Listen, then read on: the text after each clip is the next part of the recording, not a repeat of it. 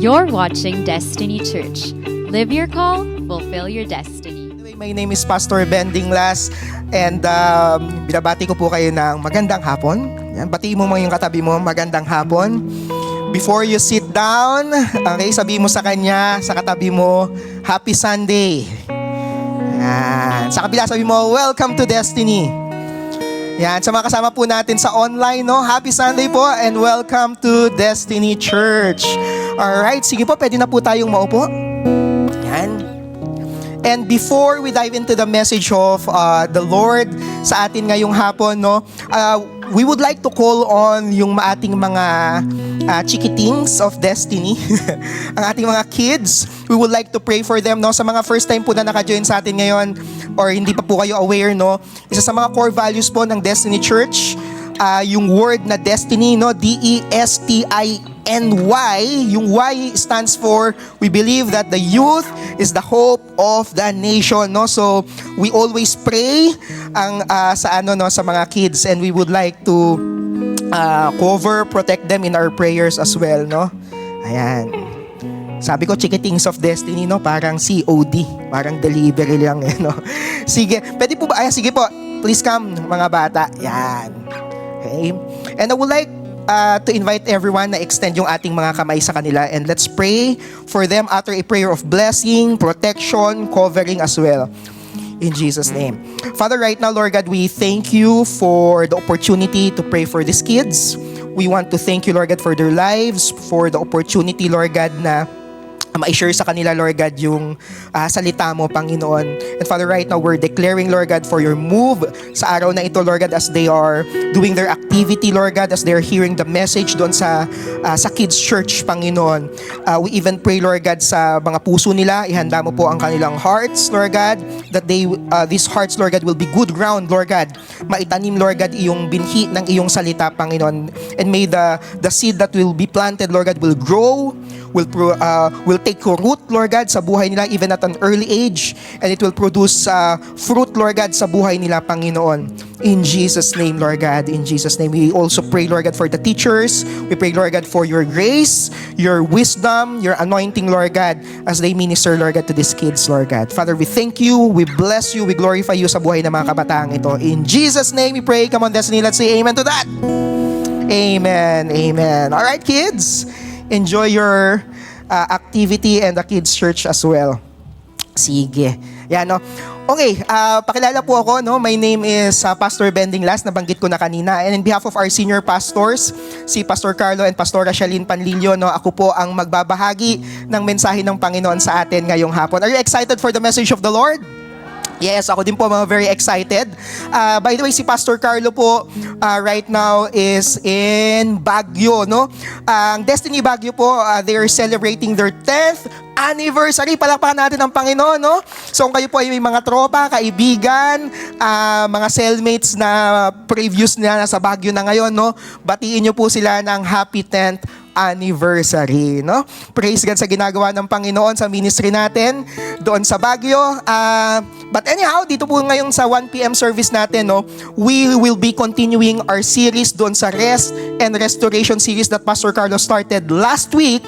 But before we share the message, no, before I jump off in sharing the message, meron po tayong video bumper. Are you excited for the video bumper? Ayan, alright. So, ready na ba ang ating team, ang ating multimedia? Ayan, alright. Sige, bababa ako and let's watch this video. Explosions rocked multiple cities Aabot umano sa halos of what the U.S. naval blockade of A group of lawyers and private citizens.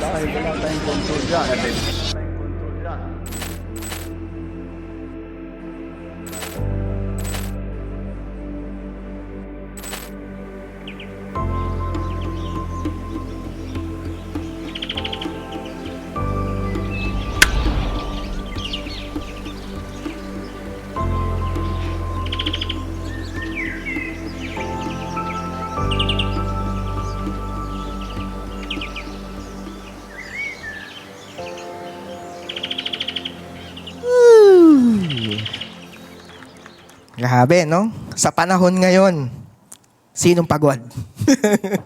Yan, no? Grabe ang ang challenges ng generation na to. Actually, kahit nga hindi ka tumingin sa whole generation, sa sarili pa lang natin, sino napagod na sa sarili mo? Di ba? Parang, ano yun, yung meme na ano? Ako ay pagod. Sumayaw na no? Sobrang pagod. But we will be discussing that topic na i-continue natin yung message na yan. And imbitahan pa natin ang presensya ng Panginoon. Pray with me. Okay? Let's pray. Father, right now we welcome, Lord God, more of your presence in our midst. We are asking, Lord God, for your wisdom, your anointing, Lord God, as we hear, Lord God, this word, Lord God. Prepare our hearts to receive this message, and we're asking, Lord God, that you be the one to minister sa bawat pusong napapagal, Panginoon. And ikaw po, Panginoon, ang magbigay ng tunay na kapahingahan sa bawat isa, Panginoon. Father, we thank you, Lord God, that we have this opportunity to hear you, and ikaw po, Lord God, ang manguna sa hapong ito. We welcome your presence, welcome your move, and to your name be the glory. In Jesus' name we pray. Come on, let's say amen to that. Amen. All right. So, ngayon as we're saying, we will be continuing yung ating topic, yung ating how do I say that, yung ating message about sa rest and restoration na series natin. But before I go there, pwede ko bang makita yung kamay ng mga naririto for the very first time? Kamay kayo sa akin. First time, yes, welcome sir. Pero ayun, sa may gitna, welcome po. Yan. Eto pa, dito sa gilid, no? Welcome guys. Meron pa ba dyan? Okay, welcome po. And yes sir, welcome. Welcome sa Destiny Church. And we're so glad that you are here. Actually, kaya namin kayo nagpataas ng kamay kasi may iaabot kaming sa anong tawag dyan? Loot bag? Parang party loot bag. So, may gift kaming ibibigay sa inyo, no? By the way, dun po sa mga nasa online, if this is your first time, type nyo lang po dyan, FIRST, so that we can welcome you accordingly as well. So, nagpakilala na ako kanina, no, Pastor Ben po, and and Destiny, no, as a church tayo, no, probably you're wondering, especially yung mga first time pong nag-join ngayon, Pastor, why do we call ourselves Destiny? Ba't ba Destiny yung name ng church? Tanungin niyo ako bakit? Well, we really believe on that word. Naniniwala po kami that we are serving a God of destiny. A God who has a purpose, a God who has a plan. At naniniwala po ako, nung na hindi aksidente na nag-cruise yung mga landas natin ngayong hapon, I believe that the Lord has a specific message sa iyo ngayong hapon na to. That's why nagkatugma-tugma, nagkatagni-tagni ang lahat ng pangyayari sa buhay mo. Nang sa ganon, ikaw ngayon ay naririto and you will be hearing this message from the Lord. No, actually, no, kami po as a church, we have a favorite passage, no, regarding dun sa name ng Destiny. And I would like to read that, no? Jeremiah chapter 29 verse 11, no? I'm reading from NIV. Sabi po sa passage na to, no? For I know the plans I have for you. Say this with me, plans. Alright. So itong portion na to, by the way, ito pong passage na to, this is a message na, actually, letter po ito, sabi ng Lord sa nation kay Jeremiah. Jeremiah is one of the prophets of the Lord. And sabi ni Lord, Jeremiah, isulat mo ito, ipadala mo tong letter na to sa nation ng Israel. Kasi ang nation po ng Israel by that time, they were exiled sa Babylon. Kaya sila po ay matindi ang challenges nitong time nila. And the nation is really asking, Lord, may plan pa ba? May mangyayari pa bang matino sa amin? Yan parang yung mga tanong mo sa buhay mo. Lord, bakit kami? Bakit ganito? Bakit siya? Yan, mga ganan, di ba? So, they're challenged during this time. So, they're asking, Lord, may plano pa ba? May magaganda bang masusunod na mangyayari? And nasabi ng Lord, Jeremiah, sulat mo to, kailangan nilang malaman that I have a plan. So, ngayon sabi ni Jeremiah, ito si Lord na nagsasalita ito yung sinulat, sabi ito, For I know the plans I have for you, declares the Lord. Plans to prosper you. Sabi niyo, prosper. Itong word na prosper, no, ang transliteration po na salita ito is yung word na shalom. Nang literal na ibig sabihin is to have peace, to have rest, to be complete. Yan, hindi ko po alam kung ilan sa inyo ang nagkapira-piraso na at ginawang pinunet at ginawang confetti ang puso nyo ng mundong ito. But God is saying here, I have a plan and my plan is for you to be whole once again, to be completed once again. No? And sabi niya, plans not to harm you, plans to give you hope, a future, and a destiny. So hindi ko po alam kung ano po ang ginawa ng mundong ito sa inyo at ng buhay na ito. But right here, right now, I would like you to hear this, that God has a plan for your life. You have a destiny. Minsan baka iniisip mo, wala, isang pagkakamali na itong buhay to, I'm a failure, I'm a mistake. But right here, right now, I would like you to hear this. You are not a mistake. You are not a failure. God has a wonderful plan for you. You have a destiny. Amen? Sabi mo sa katabi mo, welcome to destiny. Yan. So, as I mentioned doon, no, our God is a God who has a plan, a God of destiny, no? Kaya ngayon po, no, pag-uusapan pa natin, all the more, no, di-discover natin that yes, because my God is a God who wants to give me rest, for me to have that peace, to have that completeness, no? We will be going dun sa second part ng ating series. At ito po ay pinamagatan ko ng Tired No More. Sabi niyo nga, Tired No More! Ayan, so, sa Tagalog, bakit ka pagod? Mali no? Mali yung translation. Okay. So, tired no more, no? Kumbaga parang, tama ba? Nakaka-relate ba kayo? Sino sa inyo na napagod na? Nakakapagod naman talaga ang buhay, no? As a whole, no? And here, meron akong subtitle na nilagay, Finding Real Rest. Sa inyo, Finding Real Rest. Okay, no? People right now, no, they're looking for that kind of rest. Bawat isa sa atin, they're aiming for a specific break. No, actually, kung makikita nyo, everyone is kumbaga aiming na makapagkaroon ng break, makapagkaroon ng pahinga. Even nga yung mga advertisements, no, para alam nyo ba malaki ang hatak pagka medyo may offer ng rest yung advertisement. Parang ganito, for example, take a break, have KitKat. No? Pagka nakakain ka ng KitKat, wow, break, parang ganon. Na? And actually, hindi ko na dapat ito sasabihin, pero gusto ko pa rin i-share. No? Alam nyo ba, even yung mga, kunyari, yung mga inumin, yung mga tawag daw, whiskey, for example, parang may pinoproject silang image na pagka nainom mo ito, may it be kumbaga drinks or whatever, parang refreshed. Woo! Pagka nakainom ka ng whiskey, ikaw ba'y pagod at galing sa opisina? Parang ganon, di ba? So, kung ikaw ay pagod at galing sa opisina, wala kang ibang gagawin kundi maupo sa sopa. Di ba? Tanggalin ang iyong sapatos. Magsuot ng tsinelas. Kumuha ng baso. Magsali ng banayad whiskey. Uminom. At ikaw na rin ang magsasabing, wow, ang sarap ng dating. Yan, parang ganon, di ba? Parang may rest na kaakibat. Ang bawat hanggang sa nalasing na yung ikaw ba'y nag-uopisina kung pagod? Yeah. So naging gano'n na siya eh. But apparently, makikita natin that rest is really something that people are looking for. And why? Why is that? Because we are created by God with that, with rest in mind as well. No? Basahin ko sa Genesis chapter 2, verse 2-3. Ito po ay pinag-usapan at inaral natin last week. And I would like to read here, no? Sabi dyan sa NIV, by the seventh day, God had finished the work He had been doing. Yan. So nakatapos daw si Lord ng kanyang ginagawa, yung creation. So this is the account of the whole creation. So sabi dyan, on the seventh day, He rested from all His work. Yan.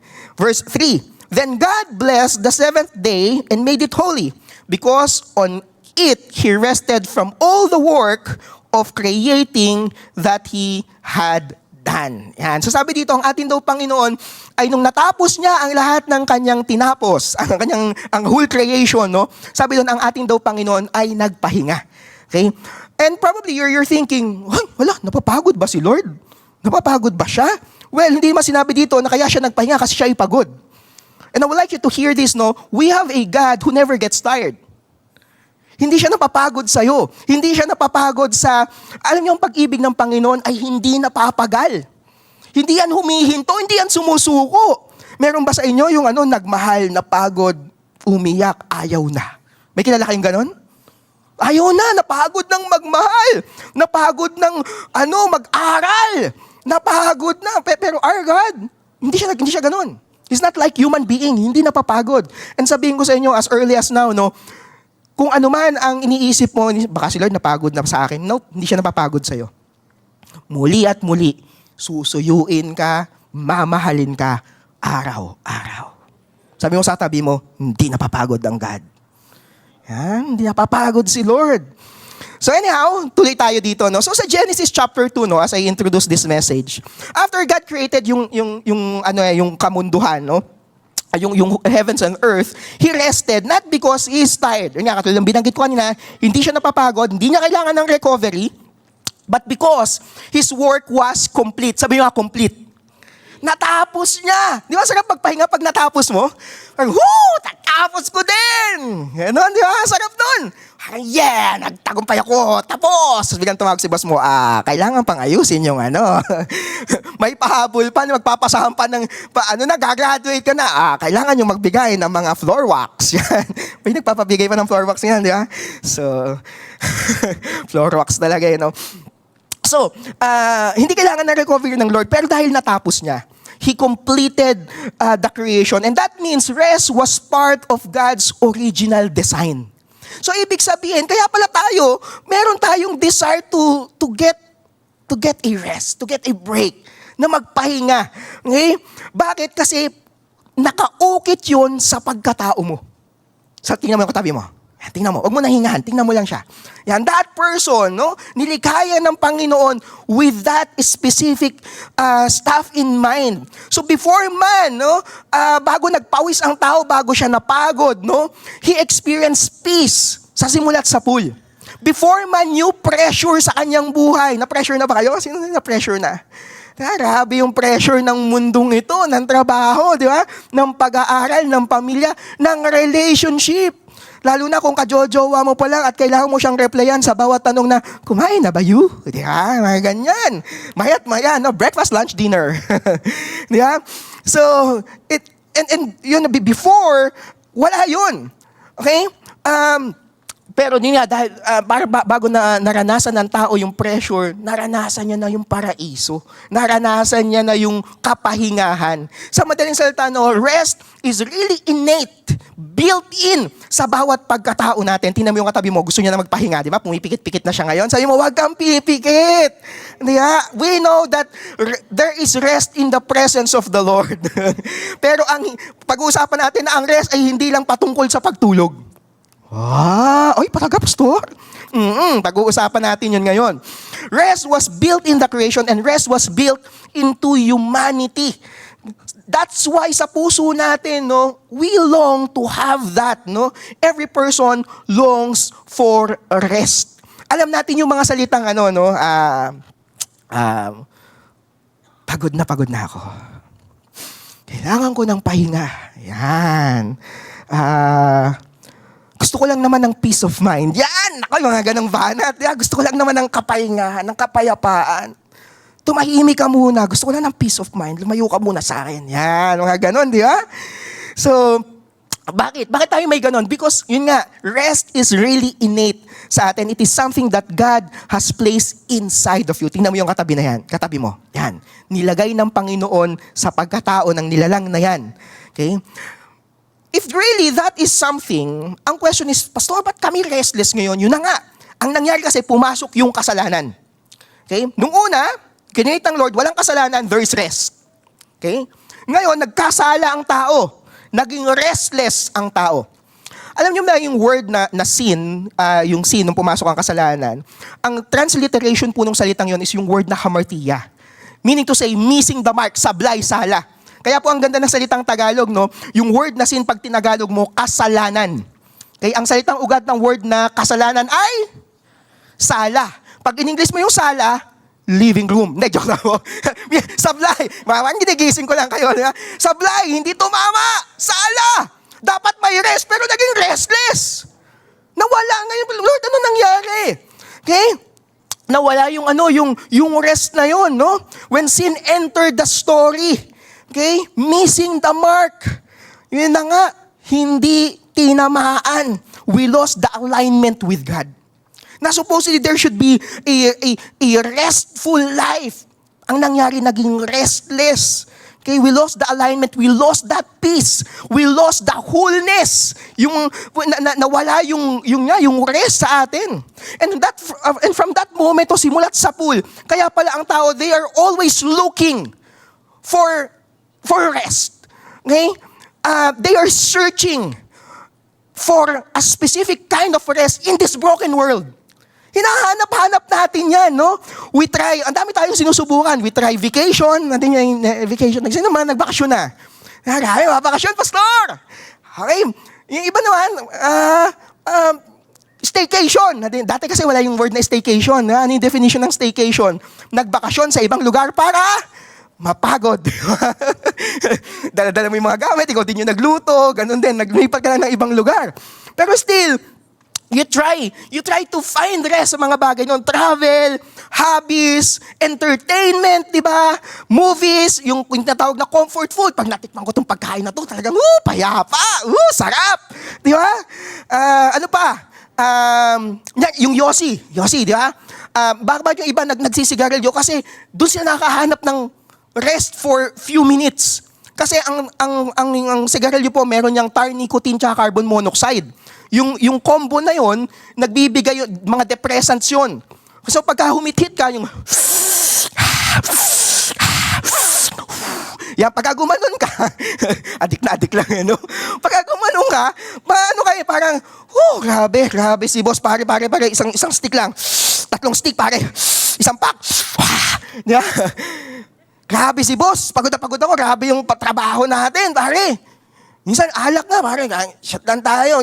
Alam niyo mga yung mga, tawag dito, yung mga umiinom, kasi gusto talaga nila mapayapa. Gusto nila makalma. Gusto nila magkaroon ng somehow rest. And tingnan nyo, kahit yung mga tao, pag nag-inom sila, talagang payapang-payapa. Kaya minsan, hindi nakaka-uwi ng bahay yun kasi doon na sila nakakatulog. Di ba? Hindi, seryoso. Ganun, ang alcohol, meron din yung may depressant din yan. Okay, so ang nangyayari, ayun, sabi ko nga, hindi nakaka-uwi kasi di ba, isang hakbang paabante, 3 pa atras Ganun yun di ba? Uwi na ako Sige, hindi makaabante, di ba? Nung araw po, ako po ay manginginom. So, nagiinom kami lagi. Meron kaming tropa. Ito. So, sobrang, kumbaga, madami nang nainom. Nasiyar lang ako. Sige. Tapos hindi bumabalik. Tol, nasa na si ganito? Nasiyar. Tumpusan namin, hindi namin mabuksan. Nangyari? Dinastrong ka namin yung pinto. Sa sobrang rest ang naranasan niya, nakasubsob na dun sa Senadoro. Tutulog. Rest. Mga papa, totoo naman talaga yun di ba? Meron talagang certain, pero ang problema doon, panandalian lang. Yun yung problema sa rest ng mundong ito, saglit lang. Kunti. Di ang high pitch ko. Ang unti lang, di ba?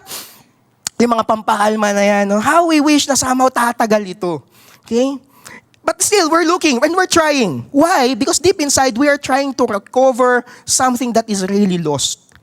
We are trying to get a glimpse of paradise once again. Masulyapan ba kahit katiting man lang? Okay? Yun nga yun, ang problema, yung lahat ng ino-offer ng mundong ito, kapos, bitin, sablay, hindi sakto. Hindi pangmatagalan, no? Yan, tulad nun, after ng biyahe mo, ng trip mo, di ba? Nag-travel kayo, pagod na pagod ka after nun, di ba?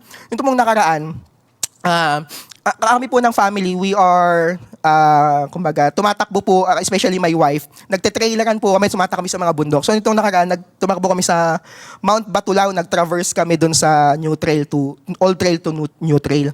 So, habang tumatakbo kami, may mga ibang nag-hike. Alam nyo, syempre, nung tumatakbo kami, mga bihis namin, mga pangmadumihan, mga mukhang, mga maduming tao.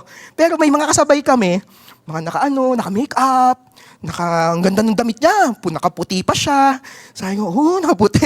Tapos naglalakad siya, tapos nagpapaalalay mo, kuya, bababa ako. Ganun pa. Tapos sabi nung, ano ba yan? Sabi ng isa, nag-comment, ano ba yan, pumunta tayo dito para makapagpahinga, para hindi mapahinga to. Sabi ng ganun. Pero they're looking forward for rest. Tapos biglang, excuse me po, mahuhulog na sa bangin. Para makapagpahinga, bangin na yung gilid mo, no? But people are doing that. Kaya nga lang, bitin Hindi yun, hindi enough. Okay? Sometimes, even in that, sometimes always, I think, after you binge-watch a specific movie, napanood mo na yung series na yan, natapos mo na, nanood ka ng Lord of the Rings 1, 2, 3 ng isang upuan, di ba? So, plus Chronicles of Narnia at ng Harry Potter, ng dire-diretso, di ba? After nun, talagang ganang-gana, pagod na pagod ka na di ba? So, drained pa rin after that. Ay nga, gumimi kayo nung gabi, kulang pa rin, parang may mali. And after that distraction, restless pa rin. Okay? And sometimes, no, we call rest, yung rest na yun, it gives us more tiredness than ever. Okay? Why? If tatanungin niyo ako, no, hindi totoong rest yun? Could it be that there is a real rest? Okay, na hindi matatagpuan sa mundong ito? Yan. Kaya ang sasagutin nating tanong sa mensaheng ito is, how do we find real rest? Oh. Tanong mo yung katabi mo, how do we find real rest? Yan. Okay, sagutin natin yung tanong na yon. Are you ready? Yan. Okay, so we will try to answer that by looking into a specific passage. Actually, kanina sa video bumper, binanggit na po yun doon, yung passage. No? We will be looking into Matthew chapter 11, verse 28 to 30. Okay, so basahin ko ulit yung kanina, yung flash sa video bumper, no? Sabi diyan, are you tired, worn out, burned out on religion? Come to me. By the way, this is Jesus talking, no? Sabi niya, come to me, get away with me, and you'll recover your life. I will show you how to take a real rest. Ito na yun. Sabi niya dito, walk with me and work with me. Watch how I do it. Learn the unforced rhythms of grace. Sabi niyo nga, unforced. Pwede pala yun, no? Hindi mo pinersa, hindi mo pinilit. Okay? Sabi to, there's unforced rhythm, no? Sabi niya, I won't lay anything heavy or ill-fitting on you. Keep company with me and you'll learn to live freely and lightly. Yan, no? So, bigyan ko lang kayo very quick context dito sa passage na to. So yun nga, si Jesus yung kausap. Ang kausap ni Jesus dito, mga common people ng Galilee. So meaning to say, there are farmers, fishermen, normal na family. Alam mo, may mga challenges nung time na yon, no? Nung mga workers, no? And to take note, no, during this time, they are under the Roman oppression, Roman Empire. At ang mga Roman soldiers noon, merong mga inimpose na rules aside from the taxes. Sino dito bigat at heavy at burden, nakakapagod ang mga taxes, no, especially kung ikaw ay SME, may business ka, no, pambihan, daming bayarin. Di ba? And nung time na yon, matindi din ang taxes that the Roman Empire is getting from them. At the same time, pag may nakita silang Roman soldier, every Jew is required to carry the heavy burden, the heavy load, kung ano man yung binubuhat ng mga sundalo. Yan, may mga dalang pagkain, may mga dalang shield, sword, bubuhatin nila yon for 1 mile. 1 mile is around 2.2 kilometers. Required sila. Kaya sinabi ni Jesus, when someone asks you for 1 mile, wag lang 1 mile, dagdagan mo pa, 2 miles mo yan. Yun yung context nun. Kailangan, required sila. It's a requirement, no? So they're carrying heavy burden. At the same time, yung mga religious leaders nila, ang daming do's and don'ts. Okay, ito ang dapat gawin. Ito dapat gawin. Ang bawal yan. Ito dapat. Yan naman yan. So mga gano'n na sinasabi ng mga religious leaders. And punong-puno na yung mga tao. They are burdened, no, sa madaling salita. And so in that very tired situation, Jesus introduced something where they can find real rest. 3 things. Number 1, sinabi ni Lord, come to me. So the first point that I would like to emphasize, no, to give emphasis dito sa portion na to, is about coming to Jesus. Real rest ay matatagpuan natin sa Kanya. Sabi sa Matthew chapter 11, come to me, all you who are weary and burdened, and I will give you rest. Sa madaling salita, no, Jesus is the one calling and talking. Sa madaling salita, this is a personal invitation. Destiny, I would like you to hear this. The God that we're serving is a personal God. Hindi siya yung Diyos na katulad nung kinakantang God is watching us from a distance. Hindi ganun ang Panginoon. Our God is a God who wants to come to you personally and saying, anak, come to me. Come to me, anak. Okay? This is a personal invitation. God is a personal God. And Jesus did not say, okay anak, ikaw ba'y pagod? Kailangan mong pumunta sa isla ganito para ikaw ay makaranas ng kapayapaan. Hindi. Ikaw ba'y pagod? Kailangan mo manood ng movie. Kasi naka-sale ngayon sa Robinsons. Naka-sale pa ba? So, hindi niya sinabing pumunta ka sa ganitong cinema.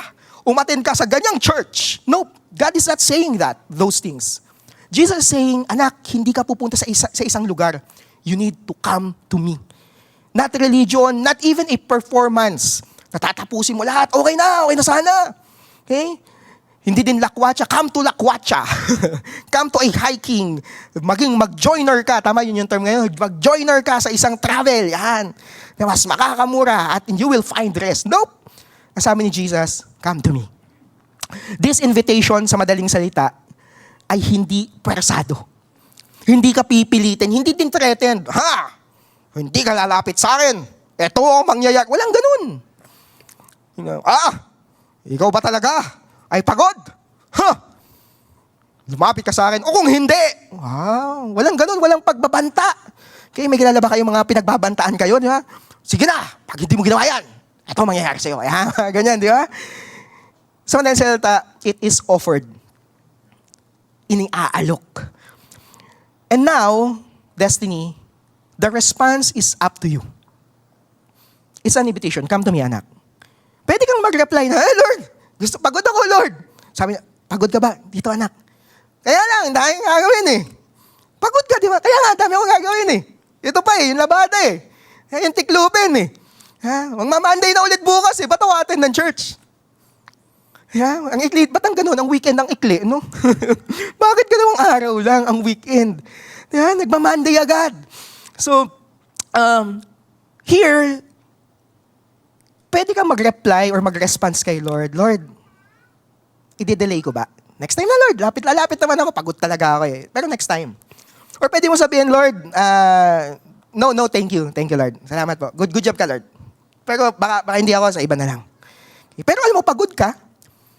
Tapos ikaw naman, buhat-buhat mo, you keep carrying that burden alone.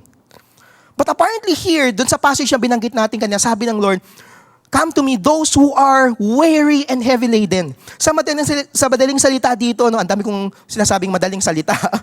He invites the weary, yung mga pagod, the burden, the tired, the heavy-hearted. Hindi sinabi ng Lord na, come to me pag okay ka na. Nasabi niyo ba yun? Attend naman ako ng church pag okay na ako. Lalapit naman ako kay Lord. Inaayos lang. Ay, natry nyo na yun. Tingnan mo yung katabi mo. Wag mo nang hipan yung tenga. Yan. Lord, susunod naman ako eh. I will come to you, Lord. Kaya lang, may ino-organize pa ako ngayon sa buhay ko eh. May problema kami ni Mrs. eh. Ayusin lang muna namin. May mga bata, ayusin ko lang eh, bago sumunod. Yung trabaho ko, bago ko gawin yan, Lord, bago ko kukunin yung kapahingaan sa'yo, ayusin ko muna yung work ko. A lot of us, we're giving a very good excuse. Bakit ka hindi muna magre-respond? But apparently our Lord, yun nga, hindi niya tinetreaten at itong invitation na to ay para doon sa lahat ng pagod. He says, come while weary. Come habang may burden pa. That means tiredness is not a disqualification para lumapit sa Kanya. Your burden may be the very reason why the Lord is calling you. Bigat? Saktong-sakto. Tamang-tama. Lapit ka sa Kanya. Sabi ng Lord, I will give you rest. Here, makikita natin, it's an offer, right? It's a gift. So rest is a gift. Hindi siya parang, you will not earn it. Parang, Lord, kailangan ko munang gawin ito, tapos saka ako magpahinga. Kasi sa mundo, ganun, di ba? Yung mga taong nagbibisi-bisihan sa work, kailangan ni boss, makita madami akong ginagawa para mapagpahinga na ako. Di ba, ganun? Sa bahay, kailangan magbibisi-bisi ka sa bahay, tapos after nun, okay na, pwede na ako mag-cellphone, di ba? Tay, okay na, pwede na ako lumabas, maglakwat siya, kasi tapos ko na yung ginagawa ko. Minsan na-earn mo yun eh. Kami po ng family, we're doing obstacle course racing, Spartan specifically. Tapos, doon sa Spartan race, after mong mag-race, merong finisher shirt na binibigay. Di ba yung mga race may finisher shirt? Ang nakalagay doon sa finisher shirt ng Spartan, earned, not given. Which is, hindi ka basta-basta magsusuot ng shirt na yung kailangan matapos mo lahat ng obstacle, pagdaan mo yung hirap na yon, tapos, you have a shirt. But rest is not like that. It is not earned. Hindi mo din siya mabibili. Sana kung pwede, Lord. Anong kailangan mo ngayon? Kailangan ng pahinga, pa-order sa Shopee. Sana kung meron, di ba? Yung parang yung magic beans, pag nakain mo, lakas na ako, nakapagpahinga na ako. Okay na. Kaya lang, hindi ganun yun eh. Hindi na pupulot, hindi na kukuha sa gilid-gilid. Rest is gifted. It is not earned. So ngayon, if you're thinking na before I experience true rest from the Lord, or true rest sa buhay na to, real rest sa buhay na to, kailangan ko munang gawin ito, yung lahat ng checklist mo. Nope, hindi mo kailangan gawin yun. Okay? God is offering it, come to me, anak. Okay? Hindi ko alam kung gano'ng kakapagod, but God is saying to you, saktong-sakto, anak, tamang-tama, lapit ka sa akin. It is not earned, it is given. Many people are looking for rest sa iba't ibang lugar. Kung makakapag-beach lang ako, napag-beach na ba lahat? Makakapag-outing kami ngayon, okay na. Kung makakagala lang talaga ako, okay na. Kung mahahanap ko lang talaga ang aking tawan, okay na. Kung yayaman lang ako, okay na. And a lot of times we're thinking and looking rest on different places. But apparently rest, real rest, is not found in a place. Real rest is found in a person. And His name is Jesus. Are we there, Destiny? Amen? Basahin ko ito very quickly. Psalm 62 verse 1. Truly my soul finds rest in God. Ang ganda nung inaawit natin na sayo lamang matatagpuan. Yung lilim na hinahanap po. Init na yung araw. Nasaan yung lilim? Nasaan yung rest para makapagpahinga? Sa'yo lang matatagpuan. Yung rest na yun, naku, sana sabi ko sa'yo, dami-dami nyo pang pinagpupuntahan. It will be found in, it is only found in a person. And His name is Jesus. But apparently, hindi doon nagtapos ang invitation ng Lord na come to me. Hindi doon nagtapos. May sumunod na nangyari. May sumunod na sinabi. Are you ready for number 2? Eto, sumunod na sinabi. Matthew chapter 11, verse 29. Sabi diyan, take my yoke. Sabi niya, take my yoke upon you. So, ang second point natin is about taking Jesus' yoke. No? Probably first time nyo nadinig yung term na yoke. Pastor, ano ba yung yoke na yan? Yan ba yung yoke? Hindi yun, no? Yoke. So, ang yoke was... Papahinga lang ako. Okay, ang yoke is a wooden beam. So, sa Tagalog, pamatok. Yan. Bakit siya pamatok? Kasi nilalagay sa batok. Yan. So, it's a wooden beam used for animals to walk. Uy, thank you po sa picture. Yan pamatok. So, dito sinusuot ang leeg po ng baka. Sa atin po, ginagamit ito usually sa kalabaw at sa baka. Sinusuot po yan. Pero sa Philippines po, sa culture natin, usually isa lang yan. Pero sa nation po ng Israel, dalawa po. So, ito ang baka number 1, baka number 2. Yan. Tapos dito nilalagay yung tali. Yan. So, usually tayo po, sa Philippines, no, yung mga kalabaw, ginagamit po ito para sa araro, sa suyod, at saka sa dagarang. Hinihila yan sa So, usually isa lang yon. Pero sa kanila po, dalawa, combo. Okay? So, itong yoke na yan. So, ang literal na ibig sabihin, pag merong yoke, yung isang ox yung ginagamit nila, pag meron silang yoke, you're talking about, there is a specific direction. Kasi hinihila yan eh. Okay? May specific direction, may specific guidance, nagsasubmit yung nakalagay dyan. Kasi pag hindi ka nagsubmit, masasakal ka pag nahila ka niyan eh. No? And may partnership ng dalawa yan, at merong alignment. Hindi pwedeng nagtitrip-tripan yung isang ox. Bakit ba gusto ko dito sa bandang kanan eh? Magkakasakalan kayo at wala kayong mararating at wala kayong ma-accomplish. Ibig sabihin, yoke is very important. So when Jesus is saying, take my yoke upon you, minsan mapapakamot ka sa ulo, hala, Lord, kala ko ba pahinga? Tapos ba't biglang kailangan nating magtrabaho? Kasi di ba pag may ganito ka, you're talking about working. So ano yun? Mag-work pa tayo, Lord? Why would Jesus offer a yoke sa mga taong pagod na? Okay? Tanong niyo ako, bakit? Because Jesus knew something. He knew that everyone, tingnan mo yung tayo mo. Yan, kasama siya sa everyone.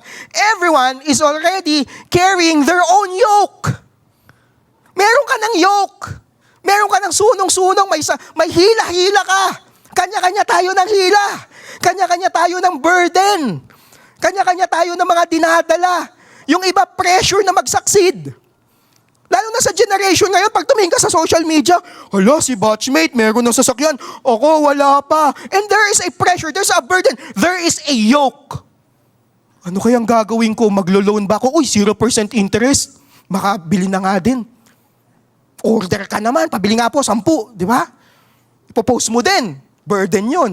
Magkano bayaran monthly? Ayun, naku, nakatinding burden. Yeah?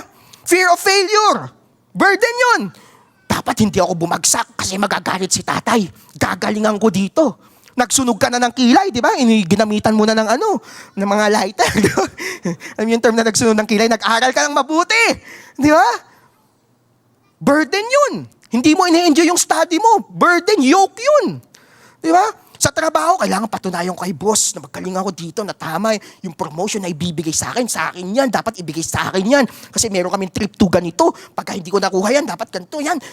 Gagalingan ko. Burden na burden ka. Yoke. Ang bihira. Sa hirap nun. Ha? Ano pa? People's approval. Dapat makita ng mga kasamahan ko na ako yung tamang team leader. Dapat ma-approve nila ako. Gagawin ko ang lahat. Kahit lumipad, gamit ang pakpak na papel. You're trying everything para ma-approve ng mga tao sa paligid mo. Para makakuha ng isang like. Kasayo ako ng ganito. And that is burden right there and there. That is a yoke. Ano pa? Guilt. Sin. Lalo yung kasalanan, hindi mo kailangan ma-discover, hindi mo kailangan mag-viral sa isang kasalanan. Alam mo, nakagawa ka ng kasalanan, that is really a burden. That is a yoke altogether. You are being enslaved and you are being directed by that specific yoke. May kasalanan ka. Kaya masamang tao ka talaga. Sige, punta-punta ka pa sa church, masama ka naman talaga. Ikaw ngayon, napapahila ka doon sa yoke na yun. Sige po, dito na lang ako. Yun ang naging direction mo. Bawat isang tao may kanya-kanyang yoke. Unforgiveness, galit ka sa isang tao, hindi ako lalapit dyan. Yun yung yoke mo, hindi mo alam, hinihila ka palayo dun sa tao na yun. Nag-iba ng perspective mo sa buhay mo. Why? Because you have a yoke. We have our own yokes. May kanya-kanya tayong bigatin at mabigat na dalahin. Ano pa? Yung problema sa pamilya. Nakita mo si nanay at si tatay. Sa mag-asawa, minsan, dapat magkatuwang kayo nagiging pabigat kayo sa isa't isa. Dapat yoke na to. Taga, abanti tayo, sabay tayo. Mabigat tong problema sa pamilya, sabay tayo. Ang problema, naghihilahan kayong mag-asawa. Yoke yun. Hirap nun. Di ba? Yung isa matutulog sa sopa, yung isa matutulog sa may CR. Di ba? CR natulog. Kawawa siya di ba? Kawawa yun. Ang hirap nun. Yun nga, yung sin, it's controlling you. Hindi mo kailangan ma-discover o makita ng mga tao, makasalanan tong nilalang na to. Nope. Hindi mo kailangan tingnan at yung yoke ng Pilipinas. Ikaw lang, as a person, enough na. Yung bigat na yun, na din yun may term na pasan ko ang daigdig. Ganda ng pagkakasabi ko, pasan ko ang daigdig. Kita niyo yung may nagbabanel yung yung ugat-ugat mo Sa sobrang bigat nga. That's life altogether. Everyone is carrying something. Everyone has their own yoke. And Jesus is saying, I would like to minister this to you right now. Anak, you don't have to carry that yoke. Bitawan mo yan. Bibigyan kita ng bagong yoke. Kasama ako. Take my yoke upon you. Kapatid, ang tagal mo ng dala-dala yan. You could have done a lot of amazing stuff sa mundong ito. But because of that yoke, you cannot move even an inch. That yoke is directing you in a specific direction na ayaw mong puntahan. But Jesus right now is ministering to you. The Lord is telling you, anak, you don't need to carry that yoke anymore. Take my yoke. This is an exchange. Anak, palit tayo. That yoke is crushing you. Dinudurog ka niyan. Sakit na hita mo, hindi ka makaabante. Ako na bahala dyan. Palit tayo, anak. Ako na bahala. Ibiwan mo, hindi mo kailangang bitbitin yan. Sino ba may sabi sa'yo bitbitin mo yan? Bitawan mo. And you're thinking, may mamagagalit. Sabi ng Lord, hindi ako galit sa'yo. Bitawan mo lang. Okay na yan. and I will give you my yoke. Take my yoke upon you. I will give you a new responsibility. Saan iniisip natin pagka may, how do I say this, may rest, wala ka nang gagawin. Nope, rest is not like that. Rest is giving you a new responsibility. A biblical rest is giving you a specific alignment, specific relationship, the right one, a specific direction, a specific guidance, a specific submission, specific partnership, a specific destiny to walk on. Yun yung ibig sabihin, wala yung yoke, sana hilahin ko sana yung yoke. Ganun yun eh. May pupuntahan. Kasama mo ang Lord. Jesus does not merely lighten the load. Hindi niya sabihin, okay, wala ka nang gagawin sa buhay mo. Hindi ganun yan Christianity. Hindi ganun ang rest. Real rest is Jesus is saying, change the yoke. Take my yoke. Dati yung yoke mo, sin. Ngayon, ang yoke mo, paano ko masasama si mami sa church? Paano magpapag-ayos at magre-reconcile ang family? Paano kami makakaahon sa kahirapan na to? Paano mababayaran yung mga utang na yan? Paano may contribute ko ngayon sa bansang Pilipinas? Ganun yung isip mo na ngayon. Dati ang yoke mo, yung kasalanan, bigat na bigat ka, sa'yo lang, sarili mo, sa'yo, anak, bitawan mo yan. There's something bigger, greater, things that you can do. Take my yoke upon you. And you're thinking, gusto ko ma-invite si classmate. Next Sunday, ang dami pang upuan na bakante dito. Pwede kong invite si tropa. Pwede kong invite si ex. Uy, si ex, pwede. Ha? Pwede kong invite si mami, si daddy. Yung kapatid ko, si teacher, si boss, si office mate. Naging ganun na yung burden. Nag-iba yung burden. Okay? You're not just thinking about, bigat dito, hindi ko na kaya. Paano to? Sabi ng Lord, anak, huwag mong buhatin. Bitawan mo na. Take my yoke upon you. Ngayon, the question that you would like to ask yourself, ano yung yoke na yon? Or sino yung ka-yoke? Saan kang direction papunta? What is directing your life? Fear? Image? Trauma? Unforgiveness? Pressure? Culture? Recognition ng mga opinion ng mga tao? O mga opinion ng mga tao sa paligid nyo? Sabi ng Lord, huwag mo sundin yung mga yan. Okay? The soul rests when it comes under the right Lord. May bago ka ng kapamatok. Jesus saying, take my yoke upon you. Galatians chapter 5 verse 1. I'll end sa passage. Tatawagin ko po yung worship team, no? Kasi mababurden sila pag ako yung kumanta. Ibang klaseng yoke yan. Okay, basahin ko tong passage, no? Galatians chapter 5 verse 1. Sabi dyan, it is for freedom that Christ has set us free. Stand firm then, and do not let yourselves be burdened again by a yoke of slavery. Ang kasalanan pala, yun na nga, may sariling yoke. But taking His yoke, ang yoke ng, sabi ng Lord nag-offer, hindi ang yoke ng kasalanan na yan. There's a yoke that I'm offering to you. Pero hindi doon nagtatapos yun. Some people come to Jesus emotionally, pero nag-stop lang doon. Nope, sabi ng Lord, meron pa tayong next move. May point number 3 tayo. Are you excited for the next one? Sabi ng Lord, come to me. Yes, Lord. Take my yoke. Yes, Lord. Ano yung pangatlo, Lord? Learn from me. Sa inyo nga, learn. Learn from Jesus. That's number 3. Sabi sa verse na binasa natin kanina, take my yoke upon you and learn from me. Alam niyo po, yung Greek word ng learn, yung transliteration na salita na yon is yung word na manthano. Yung salita about learning, about to learn by experience. At dito din po nahango yung salitang disciple or yung learner, yung tinatawag na mathyuto. Sabi nyo nga, mathyuto. Okay, sa Tagalog, ang ganda ng salitang Tagalog, matuto. Parang kakahawig, di ba? Matuto. Hindi, literally yun. It's about learning. It's about, how do I say that? To learn by experience. Okay, it's one thing na nadinig mo si Jesus, nabasa mo, but it's another thing to experience Him. That's why, meron po tayong upcoming na Destiny Weekend. Kung hindi nyo pa po na-experience ang yoke ng ating Panginoon, I'm inviting you right now. Sign up po kayo. May ano ba tayo? May sign up ngayon, no, ng Destiny Weekend, no? Meron pa namang slots, no? May mga slots tayo sa Destiny Weekend. Join us and experience Jesus. Experience an encounter with God.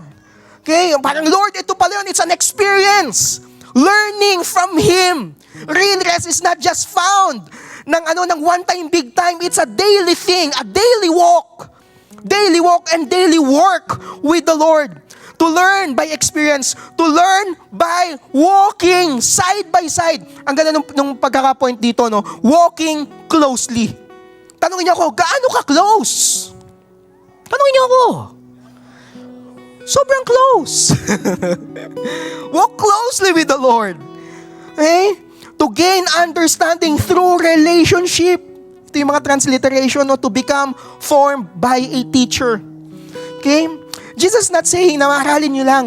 Hindi lang basta aralin. Walk with me, watch me, experience me, follow my lead, follow my ways, learn my life. And that is real rest. And it's not just, yun yung sinabi ko, di ba, it was given, not just given instantly, but it is also learned progressively. Patuloy. Hindi siya one time, big time. Okay, that's why every Sunday service, we set up everything so that we can come together and learn progressively. We have Bible reading plans so that we can learn. We have life groups so that we can learn together. Walk together. Are we there, Destiny? Okay? Rest is not just one time, big time. Okay? You receive rest when you come to Him. But also take note of this. You grow in resting in Him as you learn His ways. Naunawa mo, oh my God, I have a God like that. Thank you, Lord. Saan natin hinahanap? Yung pala, sa'yo lang matatagpuan. Di ba? Many people come to Jesus just for relief. Pero hindi pala yun. Hindi lang yun. Kaya pala madaming mga claiming Christian. Okay, Christian, they believe in Jesus. Pero makikita mo, tinan mo yung buhay nila, they are always in rush.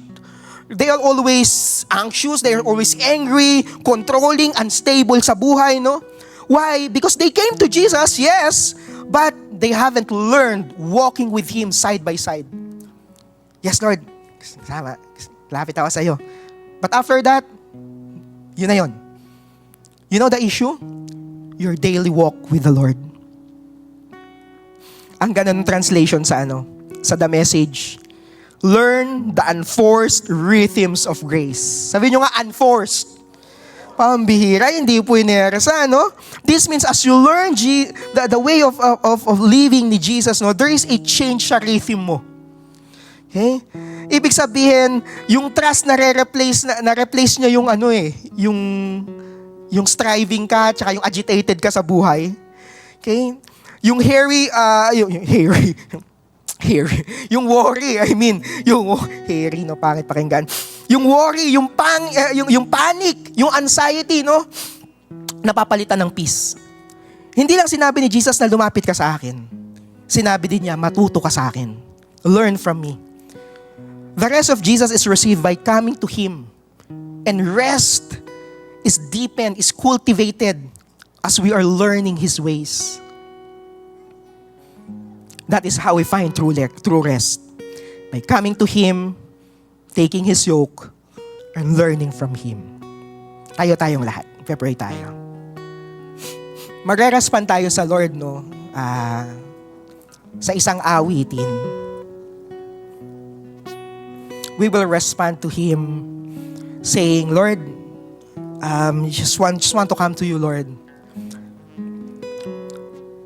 And some people are tired in ways like no one can see. Kasi madaling magpanggap eh. Okay naman ako.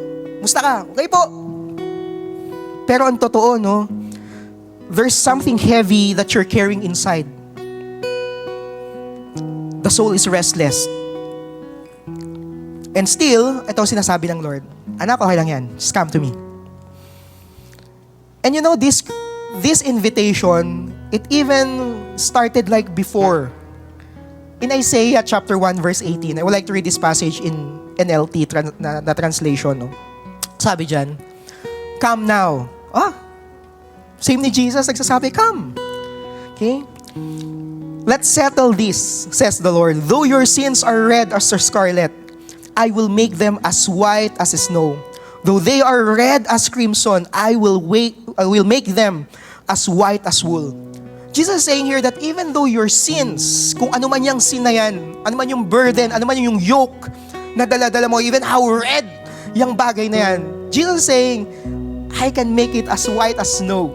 Kaya ko yung paputiin na kasing puti ng niebe. Lapit ka lang. Bagamat ang iyong kasalanan ay kasing pula ng matitingkad at malalalim na pula, scarlet and crimson, it can be white again. And this is an invitation as well. Again, we have a God who invites a sinner like us, weary, ashamed, tired. He will wash you away clean, and He will give you rest. Take my yoke upon you. And He's saying, my yoke is easy, my burden is light. So right now, I invite everyone, come to Jesus. Bring that guilt, bring that shame, the anxiety, the addictions, the sin, the heartbreak, the trauma, the unforgiveness, the weariness, even the hidden exhaustion and the hidden sin that you have. Bring it to the Lord. Do not be afraid. He is gentle and He is humble in heart. He will not crush you. He will not condemn you. What burden are you carrying? Bigay mo lang sa Panginoon. And let's respond to the Lord with this song. Let's make this song a prayer. Sabihin natin sa Panginoon, just wanna come.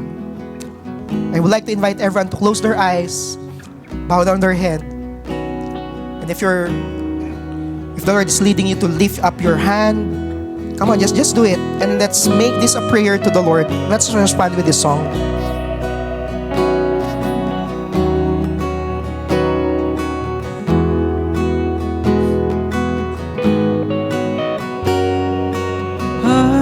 Hananatili sa iyong lilim at sasambahin. Let's start with verse 1. Let's start with verse 1. Like you're calling out to the Lord, Panginoon. Like when you're in the nature, when you're there, you're looking at yung kagandahan ng ng surrounding, yung nasa camp ka or in the mountain, in the beach. Parang Panginoon, ang nais ko ay kagandahan mo ay pagmasdan. Something like that. And right now, I'd like you to close your eyes and just be with the Lord and make this a prayer. Lord, I just want to look unto you, the beauty of your majesty. Come on, let's sing this song.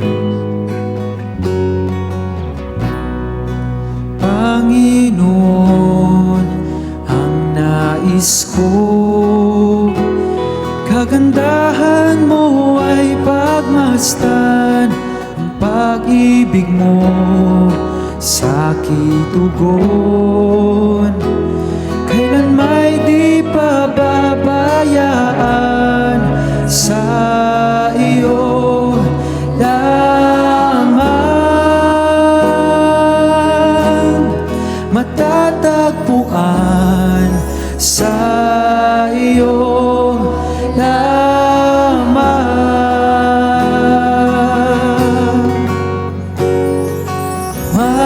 Mananatili sa iyong lilim at sasambahin ka sa dakong lihim. Mananatili sa iyong lilim nang masumpungan ka sa dakong lihim.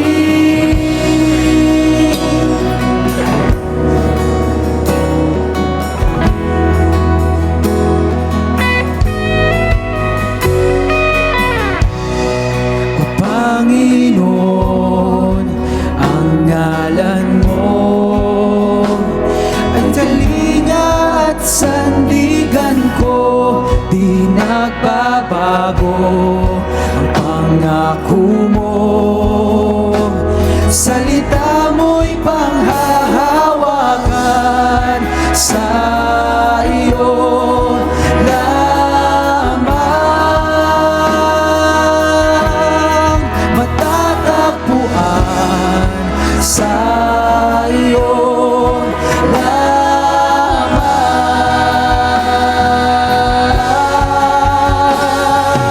Mananatili sa iyong lilim at sasambahin ka sa dako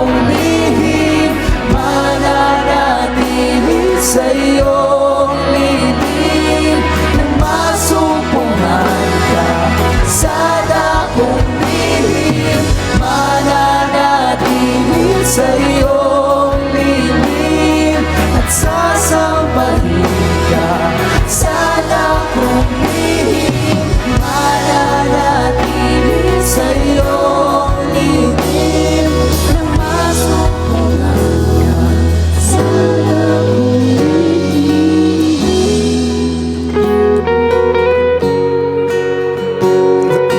There are people here for quite some time. You're carrying that burden. You're carrying that yoke that's really holding you back. And the Lord is offering and inviting you for an exchange right now. Anak, put it down and take my yoke upon you. Come on, right now I would like you to respond to the Lord. If you're that person, I would like you to raise your hand. I would like to pray for you. Yes, Lord. Father, you're seeing these hands raised. You know what's happening in their lives. You know their burden. You know their yoke. They're carrying it for some time, Panginoon. But you have a plan. That's why you came, Lord. So you said in your word that your anointing, your presence breaks the yoke of bondage. And right now, the Lord is breaking that yoke right now.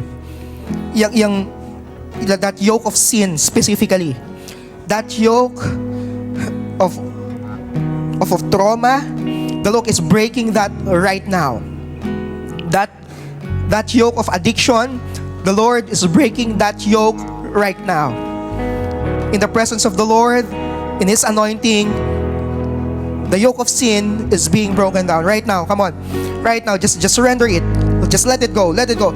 Yes, Lord. Right now, yes, Lord. In Jesus' name. In Jesus' name, Lord. In Jesus' name. And the Lord is inviting me. Yes, anak. Okay, next, take my yoke upon you. Come on. I want you to tell the Lord, yes, Lord. I'm taking your yoke. Yes, Lord. I'm making you my Lord. I'm making you my Savior. You are my Lord. You are my God. Come on, take that yoke. Take that yoke. Oh, God. Come on, come on, come on.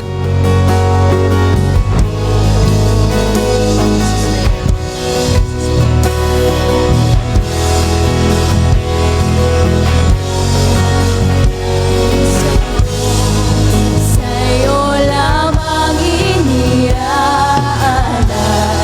O Panginoon, ang puso ko'y sa'yo magpakailanman. Ang papuri ko ay tanging sa'yo, sa'yo lamang iniaalay, O Panginoon, ang puso ko'y sa'yo magpakailanman.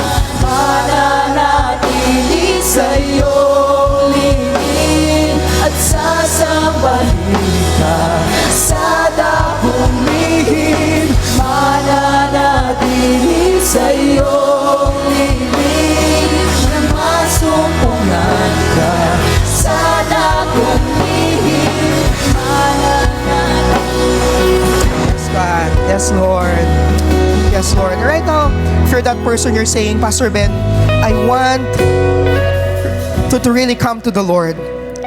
And right now, if you're that person, you're saying, Pastor Ben, I want to give my life to Jesus. I want to find that real rest in Him.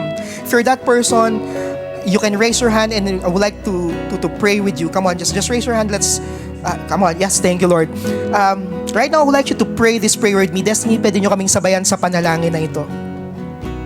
Lord Jesus, come on, just pray with me. Lord Jesus, today, I decide to open my heart to you. I open my life to you. Lord Jesus, I want you to come into my life.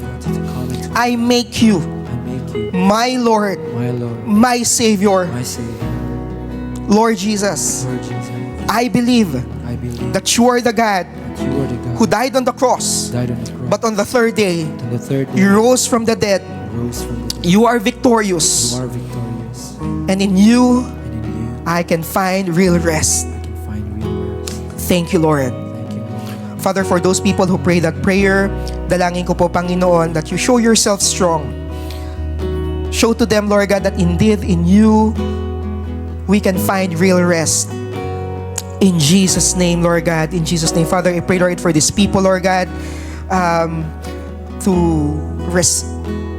have that kind of rest that they're looking for, that even this world cannot understand. I pray, Panginoon, that give it to them, Panginoon. In Jesus' name. In Jesus' name, Lord God. Lord God, for everyone, Lord God, that is joining us ngayong pong hapon, we're praying, Lord God, rest ng aming pangangatawan, ng aming isipan, ng aming mga puso, Panginoon.